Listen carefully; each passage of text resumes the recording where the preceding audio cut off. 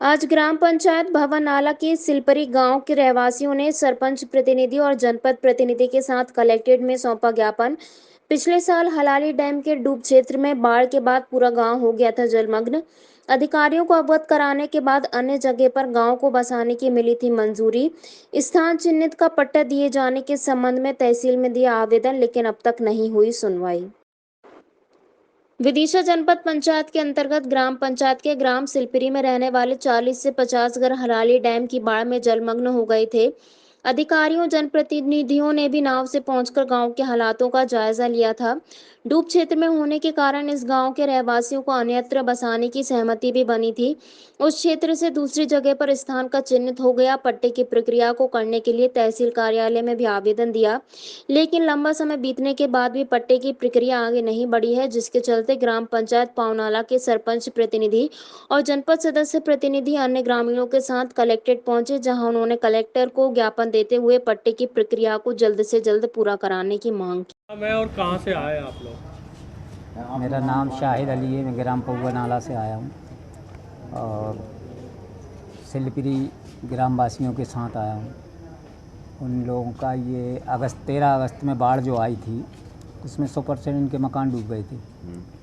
तो हम लोगों ने, बहू है मेरी सरपंच, तो हम लोगों ने पंचायत से ही इनकी व्यवस्था करी, खाने पीने की, और सरकारी भवनों में इनकी रहने की व्यवस्था करी।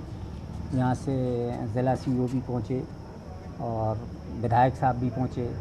कश्तियों में बैठ बैठ के घरों में पहुँचे। इन लोगों के घर डूब चुके थे, सिर्फ कबेली दिख रहे थे। तो CO साहब ने हमसे कहा था कि आप जो शासकीय ज़मीन है वहाँ प्लाट नाप के इन्हें दे दें, यहाँ से हटा दें, ये हर साल डूबता है गाँव। तो हम लोगों ने आवेदन दिया तहसील में, वहाँ से पटवारी गए, हमने नाप के भी जगह दे दी इन लोगों को। और यहाँ पे प्रस्ताव लेके आए, तहसील में प्रस्ताव दिया पट्टों के लिए आवेदन, तो अभी तक कुछ नहीं हुआ इसका बारे में। और ये लोग बिल्कुल जर्जर मकान है जो डूबे हुए थे, ख़राब हो चुके, कभी भी गिर सकते हैं वो।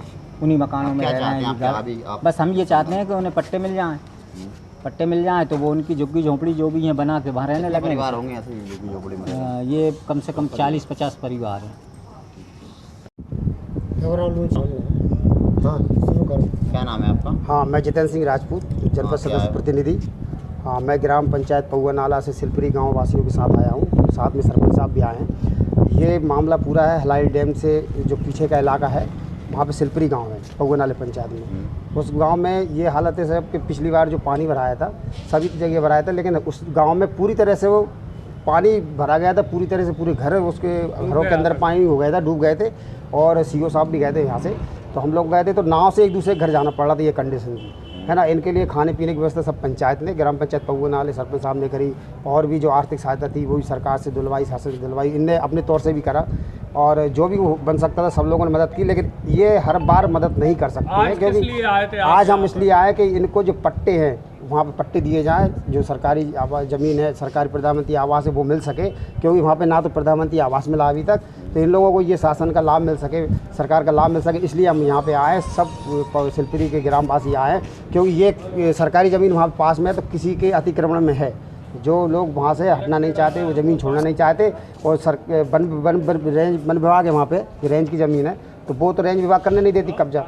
लेकिन वहाँ पे जो तहसील की ज़मीन है वहाँ पे किसी लोगों को कब्जा है, तो इसको हटवाने के लिए हम यहाँ पर आए थे। और हमके 15 जून से फिर मानसून आ रहा है, तो इसलिए सब चिंतित थे वहाँ के लोग, और सब ट्राली भरा कर आए। वो उनका कहना है कि हमको यहाँ पे हमारा पट्टा दिया जाए, और पट्टे मिलने के बाद हमको वहाँ पे प्रधानमंत्री आवास दिया जाए, जिससे हम वहाँ पे बच्चों के साथ सुखी रह सकें। यहाँ पे लगभग 30 परिवार ऐसे हैं, 60-62 परिवार। हाँ, मतलब 60-62 हो गए टोटल करके ऐसे देखा जाए। लेकिन कहने का मतलब ये है कि पूरी की पूरी जो सिलपिरी है वो पूरी डबल से व्यवस्थित होगी, उठ के वहाँ से इधर वहाँ पे रहते हुए इन लोगों को तो काफ़ी टाइम हो गया वहाँ से रहे, कम से कम 60 साल से ऊपर हो गया होगा।